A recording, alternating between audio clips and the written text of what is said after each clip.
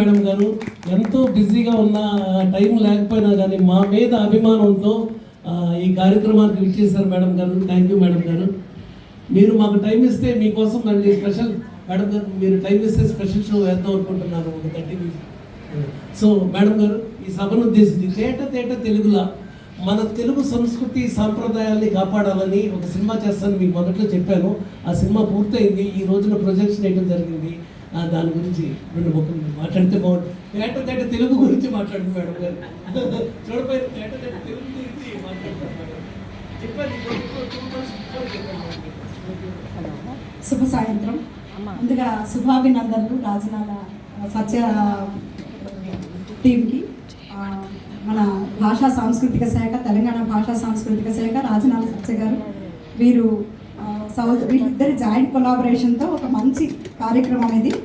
తేట తెలుగులా పదమే చాలా చక్కగా ఉంది, టైటిలే చాలా చక్కగా ఉంది.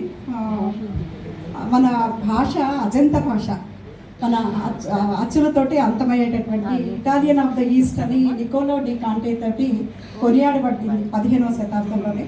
అంత అత్యంత మృదువుగా శ్రావ్యంగా ఉంటుంది. సంగీతం కూడా చాలా చక్కగా ఉంటుంది. ఏ భాషలో కూడా ఇంత మాధుర్యం ఉండదు. అమ్మ మనకి లాలిపాట జోలపాట పాడితే ఎంత కమ్మగా ఉంటుందో అంత అద్భుతమైన పాట. ఇంగ్లీష్లో కానీ మరి ఏ ఇతర లాంగ్వేజెస్లో కూడా మన మాతృభాష మనకు గొప్పదే కావచ్చు, కానీ ఏ ఇతర భాషల్లో కూడా ఇంత లాలిత్యం మాధుర్యం మనకి కనపడదు. అలాంటి భాషను మనం మర్చిపోతున్నాం ఈరోజు. మన పిల్లలకి మన భాష నేర్పించడం లేదు, మన సంస్కృతి సంప్రదాయాలను పాటించడం లేదు. ఇది ప్రతి ఇంట్లో కూడా, ప్రతి కుటుంబం కూడా ఆచరించాల్సిన అవసరం ఉంది. ప్రతి బడిలో కూడా మనం పిల్లల్ని తీసుకెళ్ళి ఇంగ్లీష్ మీడియంలో నేర్పిస్తున్నాము, ఇంగ్లీష్ మీడియంలో చేర్పిస్తున్నాము, ఇంట్లో కూడా ఇంగ్లీషే మాట్లాడుతున్నాం. ఇప్పుడు నేను అమెరికాలో దాదాపు 20 సంవత్సరాల పాటు నాకు అసోసియేషన్ ఉంది, మేము అమెరికాలోనే ఉన్నాము. కానీ ఇప్పటికీ మేము తెలుగు చక్కగా మాట్లాడతాము. అక్కడ ఉన్న పిల్లలు శ్లోకాలు నేర్పిస్తున్నారు, మంచిగా మన వేదాలు నేర్పిస్తున్నారు, ఉపనిషత్తులు నేర్పిస్తున్నారు.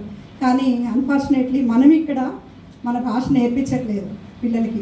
దాని గురించి కొంచెం ఆలోచించాల్సిన అవసరం ఉంది.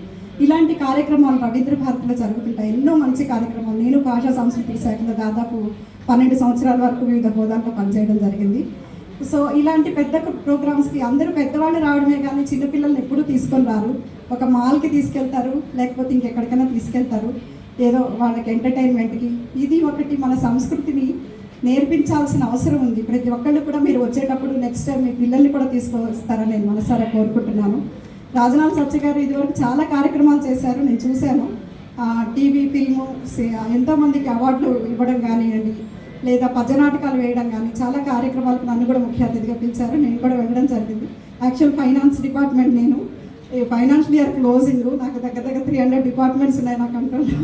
సో చాలా బిజీ ఉన్నాను. వీరి కోసం జస్ట్ అభినందనలు తెలియజేద్దామని మాత్రమే నేను ఇక్కడికి రావడం జరిగింది. Congratulations sir. ఇక్కడితోటి ఆపకండి.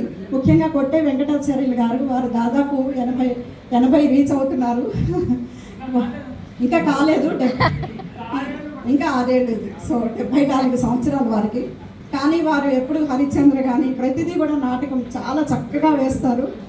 గుణనిధి పాత్ర కానీ ఏ పాత్ర ఇచ్చినా కూడా తనలో ఇమిడిపోయి చాలా అద్భుతమైనటువంటి పద్యనాటకాలు, ఎన్నో పుస్తకాలు కూడా ఎన్నో రచించారు. అలాగే శ్రీమణి గారికి, మన రఫీ గారు కూడా సాంస్కృతిక మండలి తీస్తారు.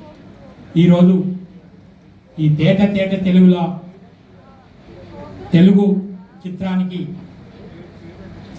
ముందు ప్రదర్శనకు విచ్చేసినటువంటి ప్రేక్షక దేవుళ్లకు మరియు నాతోటి వేదికను అలంకరించినటువంటి తెలుగు భాషా సాంస్కృతిక సంచాలకులు గౌరవనీయులు ముఖ్య అతిథి నరసింహారెడ్డి సార్ గారికి, మరియు ఈ తేట తెలుగుల హీరో హీరోయిన్ సార్